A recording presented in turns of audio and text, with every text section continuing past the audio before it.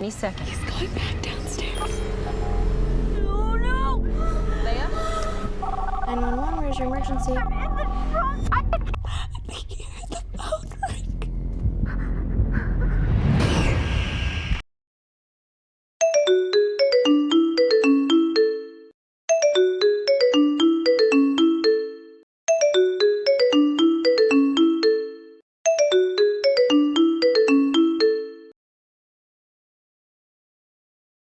The Call 2014. Film ini mengisahkan beberapa wanita yang dibunuh secara tragis oleh seorang psikopat. Lalu rambut para korban dipisahkan dari kulit kepala untuk dijadikan sebuah mahakarya tentunya. Untuk lebih jelasnya, ayo kita simak bersama-sama filmnya. Hari itu di sebuah departemen kepolisian, Jordan, seorang wanita yang bekerja sebagai operator 911. Namun di hari yang sama, Jordan mendapatkan sebuah panggilan telepon dari seorang wanita bernama Leah. Leah mengaku sedang sendiri dan seorang pria yang mencoba menerobos ke rumahnya. Melalui sambungan telepon, Jordan mencoba menuntun Leah untuk bersembunyi dengan mengecoh pria tersebut. Leah berhasil bersembunyi di kolong tempat tidur. Namun karena kesalahan yang dilakukan Jordan, Leah berhasil ditangkap. Dan yang lebih mengejutkan, jasadnya ditemukan di sebuah lokasi beberapa hari kemudian. Kejadian ini menimbulkan trauma pada Jordan. Karena rasa bersalahnya, beberapa bulan setelahnya, Jordan tak lagi menjadi petugas operator, tapi beralih menjadi trainer. Trainer itu, kalau dalam bahasa sederhananya, orang yang dikhususkan memberikan training untuk para calon operator. Tentunya harus mempunyai pengalaman yang mumpuni. Jordan yang masih termenung karena selalu dihantui rasa bersalah, seorang anggota polisi bernama Paul lalu menghampiri Jordan. Sebagai seorang kekasih, tentunya Paul tidak ingin Jordan terus-menerus memikirkan hal tersebut. Hingga di suatu hari, dua orang wanita yang ketika itu menuju ke sebuah pusat perbelanjaan, mereka pun singgah dan memesan makanan.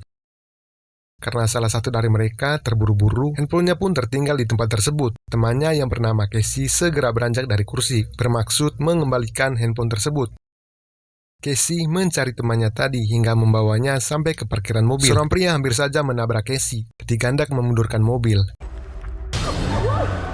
Casey yang masih menyibukkan diri dengan handphonenya, pria tadi lalu turun dari mobil dan langsung membiusnya. Hingga ketika tersadar, Casey lalu mengambil handphone dan melaporkan kejadian tersebut kepada polisi. Kebetulan, ketika itu seorang wanita yang belum berpengalaman mengangkat panggilan telepon dari Casey. Karena situasi semakin kacau, Jordan lalu mengambil kendali serta menanyakan lokasi Casey saat ini dan memberitahukan secara detail ciri-ciri pria yang menculiknya. Merasa informasi tersebut sudah cukup, Jordan lalu menelpon Paul. Ketika itu, Paul sedang berpatroli bersama rekannya. Karena handphone Casey yang tidak dilengkapi fitur GPS, Paul dan rekannya kesulitan untuk mengetahui lokasi Casey. Jordan lalu menginstruksikan agar Casey memberikan sebuah tanda agar kepolisian bisa mengetahui warna mobil si pembunuh. Casey lalu menghancurkan lampu belakang mobil, dan dari celah kecil itulah ia memberikan sebuah kode bagi pengguna jalan. Awalnya, ide tersebut berhasil. Seorang pengguna jalan melaporkan kecurigaannya karena melihat sebuah mobil merah tua dengan seorang wanita yang terkurung di bagasi belakang. Sialnya, pria tersebut menyadarinya. Ia lalu mengubah arah sehingga kepolisian semakin kewalahan. Jordan yang masih tersambung dengan Casey, ia meminta agar Casey kembali melakukan hal yang sama agar polisi dengan mudah menemukannya. Dalam mobil tersebut, Casey menemukan beberapa kaleng cat dan sebuah skop, sehingga Casey menangis ketakutan karena ada dua kemungkinan yang bisa terjadi. Yang pertama, si pria tadi langsung membunuh lalu menguburkannya. Atau sebaliknya, ia akan dikubur hidup-hidup. Singkat cerita, Casey lalu melupakan cat tersebut sepanjang perjalanan dan sebuah helikopter masih memantau pergerakan lalu lintas hari itu. Sialnya, hal tersebut diketahui si pria tadi karena ada seorang pengguna jalan yang memberitahukan kepadanya. Pria psikopat tersebut lalu menancapkan gas mobil dan berhenti di tepian jalan. Ia lalu memarahi Casey dan ketika ingin membius Casey, pria yang tadi ternyata diam-diam membuntuti mobilnya.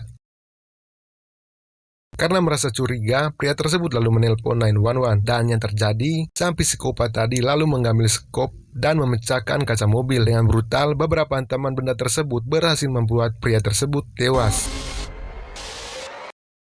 Jordan pun merasa kesal karena mendengar teriakan Casey. Untuk mengelabui polisi, pria psikopat tadi lalu membawa mobil korbannya dan menyimpan mayat pria tadi di bagasi mobil. Polisi hanya menemukan mobil milik pelaku di TKP. Di sebuah pom bensin, pria psikopat lalu menghentikan mobilnya, dan ia sangat panik melihat sebuah berita yang mengabarkan seorang wanita yang diculik, yang bukan lain adalah Casey. Petugas pom bensin yang menyadari gelagat aneh pria psikopat, ia lalu melihat melalui kaca mobil, dan ketika itu Casey sebenarnya bisa meloloskan diri. Ujung-ujungnya, pria tersebut pun harus tewas. Ketika pria psikopat menyiramkan bensin ke tubuhnya serta membakar pria tersebut hidup-hidup. Casey semakin pasrah karena kematian semakin dekat. Ternyata pria psikopat itu bukanlah pembunuh profesional. Polisi berhasil menemukan sidik jari pelaku dalam mobilnya. Setelah dicocokkan, polisi berhasil mengantongi identitas pelaku yang bernama Michael dan berusia 36 tahun.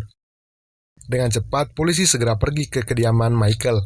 Di rumah, istri Michael tampak bingung dengan kehadiran beberapa polisi yang mengepung rumahnya. Sesampainya di sebuah tempat terpencil, pria psikopat tersebut lalu membawa Casey menuju sebuah ruangan. Dan di saat yang bersamaan, ia baru menyadari sepanjang aksinya tadi, handphone Casey masih terhubung dengan sebuah panggilan telepon. Jordan lalu meminta Michael agar menghentikan aksinya tersebut karena polisi telah berhasil mengantongi identitasnya. Michael yang keras kepala mengabaikan hal tersebut dan segera menghancurkan handphone milik Casey. Setelah diketahui lokasi persembunyian Michael, Jordan dengan berani pergi ke tempat tersebut. Michael yang telah menyiapkan peralatan untuk membunuh Casey. Casey yang saat itu berhasil melawan dan mencoba melarikan diri, namun tidak berselang lama ia kembali berhasil ditangkap.